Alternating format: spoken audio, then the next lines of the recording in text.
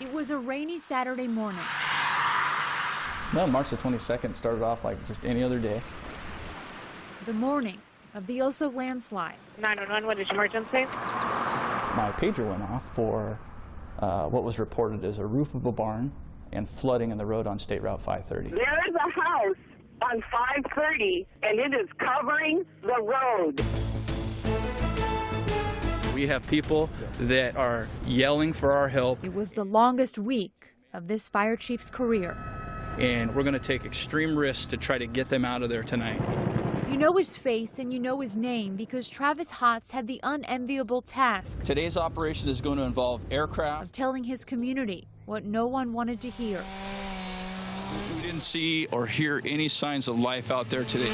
He was the initial incident commander and the voice of this tragedy, Because the mud was so thick. who updated the media and the public every single day as the death toll climbed to 43 and the rescues turned to recoveries. I would have rather been out there digging every single day than been a spokesperson, but when you agree to put a gold badge on and wear a white shirt in this business as a fire chief, you agree to let the firefighters and the company officers go out and handle those tasks.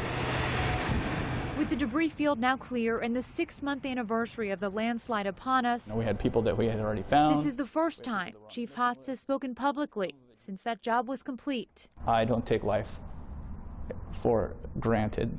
I realize that it's fragile and that the unthinkable can happen at any time, at any place. You'd feel the same way Our people are going to remember this forever. if you'd seen what he did. Yeah, I had been there a very short period of time. You could hear helicopters in the background working. There's a lot of radio traffic going on. And an individual that I know that's on the fire department came up to me and said, hey, you know, my house is right over there. Can I come and take a look at it? That man was Oso firefighter Seth Jeffords, and his home, his wife, and his infant granddaughter were gone. Every fiber of my being wanted to just, essentially just cry.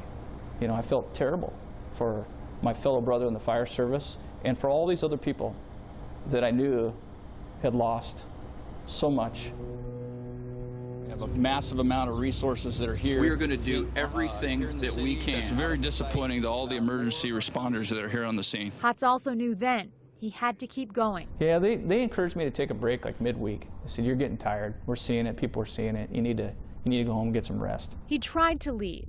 He even got in his car, but then took a right on State Route 530 and joined his fellow firefighters in the search and rescue efforts. It gave me that opportunity to be able to come back to the news conferences and explain what we're up against and try to paint a picture so that people could understand. And we're going to be working very, very hard out there. And each time he faced the cameras, he thought of his own family, his 2 children, and the families who would never see their own loved ones again. The question is what leads us to believe there may be more survivors? You continued to talk about the hope of finding someone.